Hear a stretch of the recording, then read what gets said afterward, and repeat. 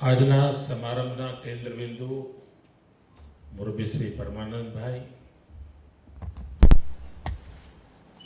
પૂજ્ય સ્વામી પરમાત્માનંદજી મહારાજ, સર્વે પરિવારજનો,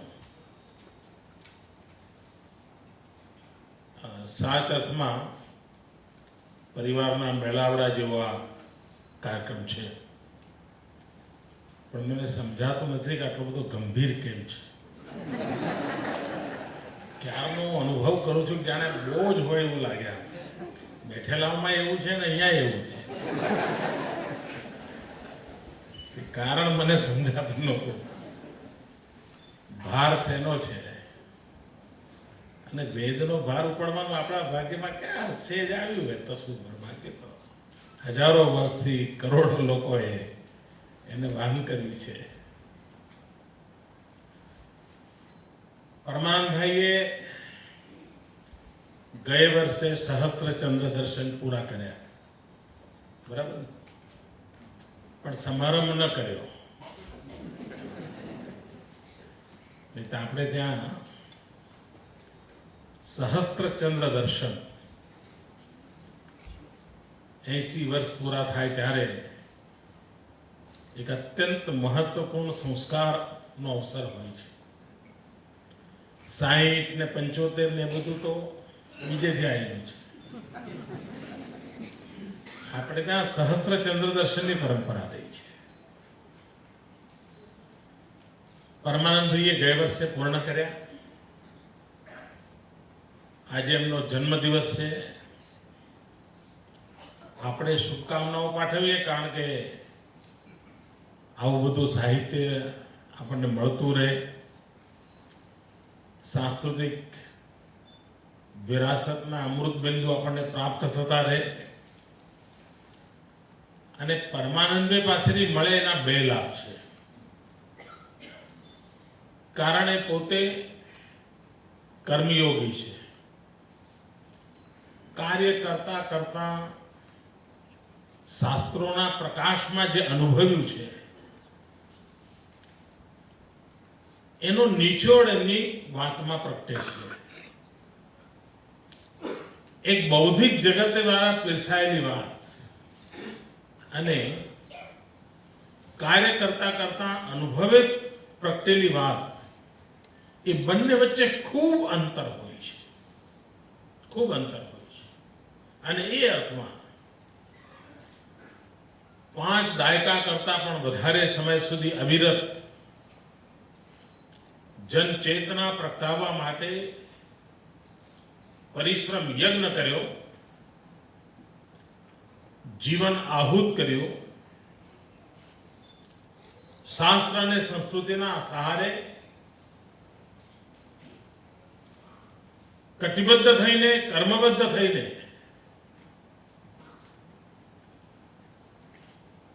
જ્યાં જવાય ત્યાં જઈને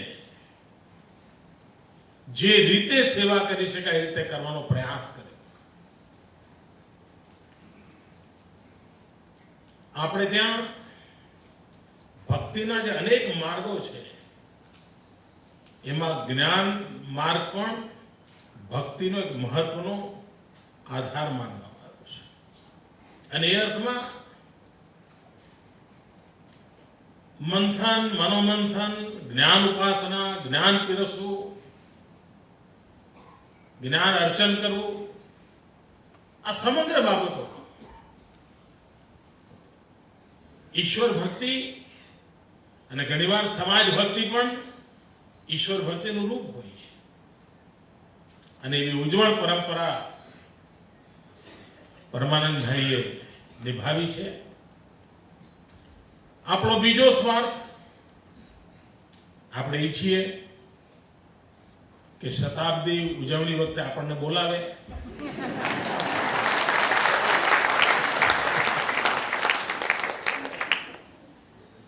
તો શતાબ્દી ઉજવણી દરમિયાન હજુ ઘણા બધા પુસ્તકો પણ લખાયા આવતા. અને અમે, હું ઉંમરમાં નાનો છું એટલે હું તો ન કહી શકું શતમ જીવ શરદ,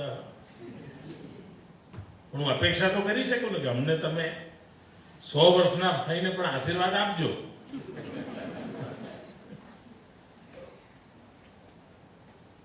તો પરમાનંદભાઈને ખૂબ ખૂબ શુભકામનાઓ. મને જે સ્મરણમાં છે એ પ્રમાણે હું પરમાનંદભાઈને પહેલી વાર મળ્યો અને આ ભાઈ પરમાનંદભાઈ છે એ વર્ષ હતું 1962. ચીનના યુદ્ધ પછીના એ દિવસો હતા અને પાંડુરંગ દાદા અમારા ગામમાં આવ્યા હતા અને એમના પરિવારમાં ઉતર્યા હતા. મને યાદ શક્તિ બરાબર કામ કરતી હશે. અને એ વખતે અમારા ગામમાં સ્વાધ્યાય પ્રવૃત્તિની શરૂઆત હતી અને એમના પરિવાર દ્વારા શરૂઆત થઈ હતી. અને જે નાના નાના બાળકો સ્વાધ્યાય પ્રવૃત્તિમાં ભાગ લે એટલા માટે સ્વાધ્યાય પ્રવૃત્તિ ધીરે ધીરે વિકસેલી પ્રવૃત્તિ છે. એટલે પાછળ જતા પાણી પાથરણું ને પ્રકાશની વાત આવી, પણ શરૂઆતમાં જુદું હતું. અને એવું હતું, મને યાદ છે કે નાના નાના ભૂલકા આવે તેમને સાકરિયા ચણાનો પ્રસાદ એક પ્લાસ્ટિકની કોથળીમાં આપવામાં આવતો હતો. પછી બધું બંધ થયું, પણ શરૂઆતમાં આપવામાં આવતો હતો. એટલે કમ્પલસરી હતું. તમને ગીતાના આટલા શ્લોક આવે એટલે તમને એક પડીકી મળે. અને અમે પરમાનંદબેન ત્યાં જતા હતા. મારા બચપણમાં યુદ્ધના દિવસો પછી હું તો બહુ 6ઠા 7મામાં ભણતો હતો. મને આજે પણ એ દ્રશ્ય યાદ છે. દાદા કેવી રીતે બોલતા હતા, છગન મગન કેવી રીતે આવતો હતો, જાંગ પર દાદા કેવી રીતે હાથ પછાડતા હતા, એ બધું એમને એમ મને આજે પણ યાદ આવે છે. અને એ વખતે પરમાનંદભાઈ ગાંધી એવું મને પહેલી વાર ઓળખાણ થઈ હતી. અને ત્યારથી આજ સુધી એ યાત્રા અતૂટ રહી છે. અને અતૂટ યાત્રાનો જ ભાગ છે કે નરેન્દ્ર મોદી આજે અહીંયા તમારી પાસે છે. મુખ્યમંત્રી નહીં, નરેન્દ્ર મોદી. સામે પણ હું જોઉં છું બધા ઘણા પરિવારજનોના ચહેરા, પરિચિત ચહેરા મારી સામે છે. તો સહજ રીતે એક પરિવાર ભાવનું વાતાવરણ અનુભવું છું. જે વિષયની ચર્ચા છે એમાં આપણું કઈ બહુ એટલે એમાં મારે ઉતરવા જેવું નહીં. અને પ્રજ્ઞાબેને બરાબર પીરિયડ લીધો છે.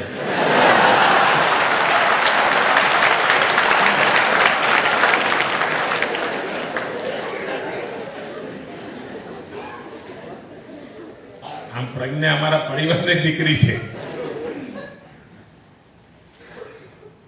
એના બાપુજી અમારા ગુરુ. એ અમને સાર્વજનિક જીવનના પાઠ ભણાવતા હતા. હું કામનો સોતો તો બચુભાઈ કેમ દેખાતા નથી, પણ કદાચ બીમાર રહેતા હશે ઉંમરને કારણે. એટલે પણ નહીં તો આવતા હોય, આવો પ્રસંગ હોય તો આવે. આપણો વૈદિક વારસો ઘણીવાર કોઈને એમ થતું હશે કે આપણી સમાજ રચના આ વેદમાં પછી શરૂ થઈ હશે. મને નથી લાગતું એવું થયું. પંડિતોને કદાચ મતભેદ ઉભો થશે મારી આ વાત પછી. મને નથી લાગતું. મને એમ લાગે છે કે આપણા પૂર્વજોએ આખી જીવન વ્યવસ્થા જે રીતે વિકસી હશે એનો ઋષિઓએ, આજના સંદર્ભમાં સાયન્ટિસ્ટોએ, આ બધા આપણા સાયન્ટિસ્ટ જ હતા બધા, એમણે એ બધું જોયું ને સંશોધન કરીને લિપિબદ્ધ કર્યું હશે, યા તો પરંપરા વિકસાવી હશે જે આગળ જતા વેદ રૂપે આપણી સમક્ષ આવી હશે. એનો ત્યાંની પ્રેક્ટિસ વેદના પ્રત્યક્ષ આવતા પહેલા શરૂ થઈ. એટલે એક સુસંસ્કૃત પૂર્ણ વિકસિત સમાજ વ્યવસ્થા હશે. એની ઓળખ વેદના માધ્યમથી આવનારી પેઢીઓને થાય એવી કોઈ વ્યવસ્થા થઈ હશે. એનો અર્થ એ થયો કે વેદ કરતા પણ પુરાતન આપણી જીવન વ્યવસ્થા આપણા પૂર્વજોએ વિકસાવી હશે અને એના આપણે વારસદાર છીએ. કેટલું મોટું ગર્વ છે. બીજી તમે જો ફ્લેક્સિબિલિટી, આખી બાબત જ્યારે કાગળનું અસ્તિત્વ નહોતું, જ્યારે પથ્થર પર પણ લખવાની પરંપરા નહોતી, ત્યારે વેદ પાઠના માધ્યમથી સંસ્કાર યાત્રા ચાલતી હતી. એક પેઢી બીજી પેઢીને વેદ પાઠ કરાવતી, એને આખા મુખપાઠ કરાવીને જતા. બીજી પેઢી ત્રીજી પેઢીને, ત્રીજી પેઢી ચોથી પેઢીને, હજારો પેઢીઓને કાગળનો જન્મ નહોતો થયો.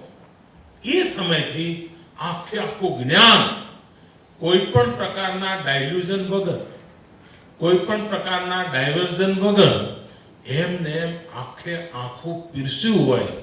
સાહેબ, કેટલી સમાજની જાગૃતિ હશે. આપણા પૂર્વજોએ આને સાચવવા માટે કેટલો મોટો પુરુષાર્થ કર્યો છે. એને નીચે સુધી આજે પણ લઈ આવ્યા. અને આજે પણ જ્યાં જ્યાં વેધશાળાઓ છે ત્યાં એ જ રીતે બાળકો એમના હાથના એક્શન દ્વારા એમને ખબર છે કે હું હાથ આમ કરું ત્યારે માત્ર મંત્ર કે શબ્દનું ઉચ્ચારણ કરું જ નહીં, એની સાથે હું અર્થ પણ સમજાવું છું, અર્થની અનુભૂતિ કરું છું. આખી પરંપરા વિકસાવી. અને આપણા પૂર્વજોની બીજી વિશેષતા એ હતી કે બધાને બધું જ્ઞાન ખબર ન પડે માની ચાલતા. બધાની બધું જ સમજવાની કે સ્વીકારવાની ક્ષમતા ના હોય, પરંતુ એનાથી કોઈ વંચિત ન રહેવો જોઈએ. અને તેથી વેદના પ્રકાશમાં શ્રુતિ, સ્મૃતિ, ઉપનિષદ આખી પરંપરા ઊભી થઈ. અને કથાકારના માધ્યમથી પણ વેદના પ્રકાશમાં ઘટનાનું મૂલ્યાંકન કરીને નાની નાની વાતમાં, ઇવન પંચતંત્રની વાર્તાઓ જુઓ તો મૂળ પ્રકાશ વેદમાં મળે.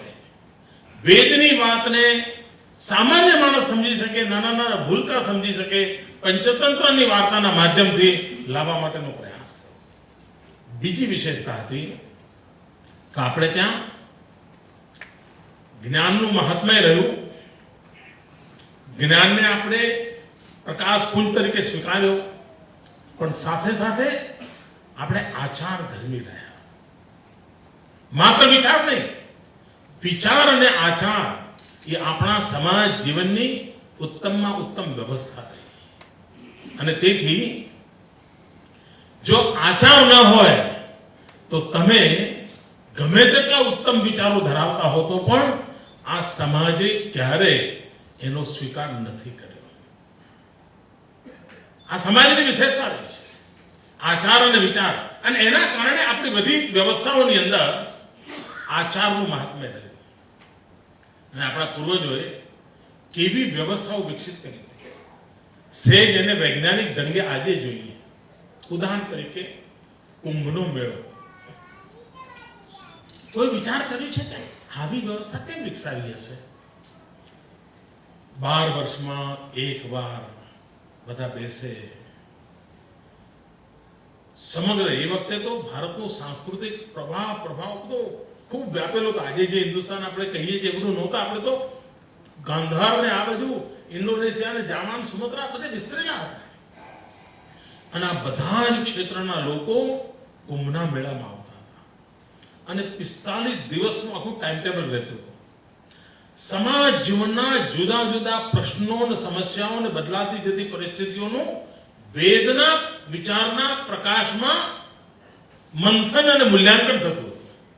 અને એમાંથી એજન્ડા સેટ થતો હતો કે ભાઈ નેક્સ્ટ 12 years સમાજમાં બદલાવ લાવવાની જરૂર છે, રૂઢિઓ બદલવાની જરૂર છે, વ્યવસ્થાઓ બદલવાની જરૂર છે, સમાજોના સ્થળાંતર કરવા પડે. ક્યાંક લાગે છે કે ભાઈ હવે ત્યાં વરસાદ પડતો નથી, એક આખા દેશને શિફ્ટ કરવા જેવો છે, તો ક્યાં લઈ જાઓ, ત્યાં સુધીની ચર્ચાઓ કુંભના મેળામાં થતી. એટલું જ નહીં, દર 3 વર્ષે લઘુ કુંભ કરીને પાછું મોનિટરિંગ થાય. આજની મેનેજમેન્ટ વાળાને ખબર નહીં હોય.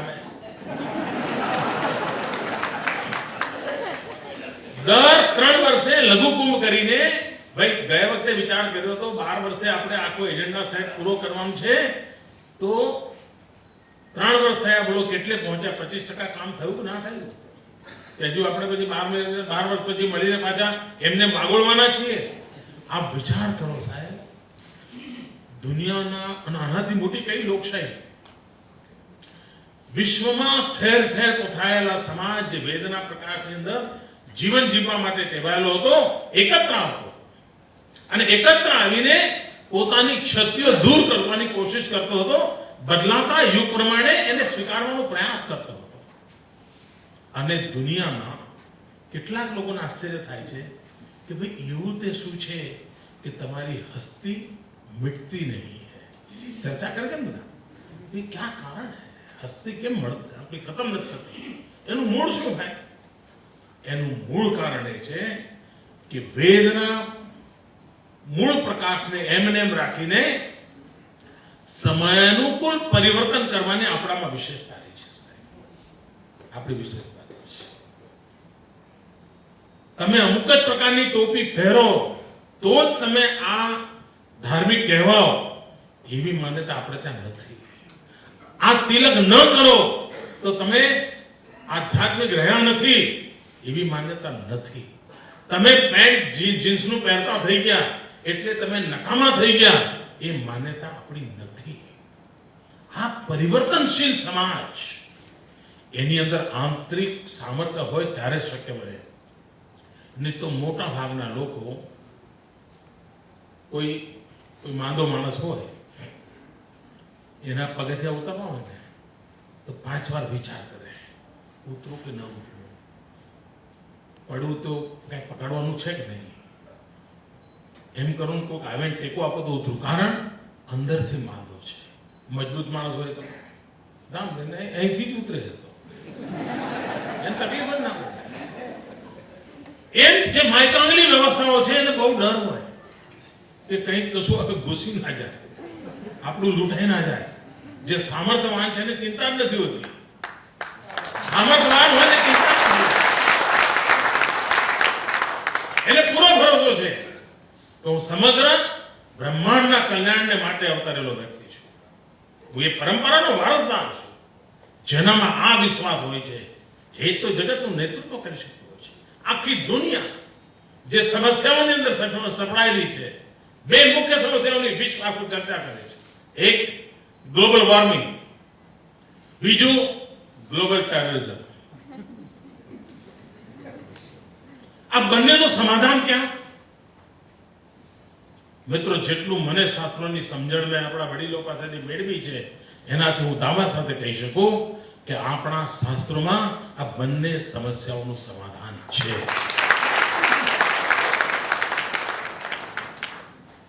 અગર જો આપણે વેદની પરંપરા પ્રમાણે જે પ્રકારનું જીવન શૈલીનો ચર્ચા આપણે ત્યાં છે, જેમાં ટ્રસ્ટીશિપનો ભાવ છે, આ પ્રકૃતિ ઉપભોગ માટે નથી ભાઈ. મારી પણ કોઈ જવાબદારી, હું ટ્રસ્ટી છું. મને એક્સપ્લોઇટેશન ઓફ નેચર એલાઉ નથી. આ જો મને માન્ય હોય તો પછી હું પ્રકૃતિનું શોષણ નહીં કરું, અને જો હું પ્રકૃતિનું શોષણ નહીં કરું તો ગ્લોબલ વોર્મિંગનો પ્રશ્ન કોઈ દી આવવાનો નથી. આ શાસ્ત્રો છે. એ જ રીતે આખરે ટેરરિઝમ છે શું? કેટલાક લોકો એ માને છે કે હું કહું એ રસ્તે ચાલીશ તો જ તને મોક્ષ મળશે, અને આ બાકી બધું નકામું છે.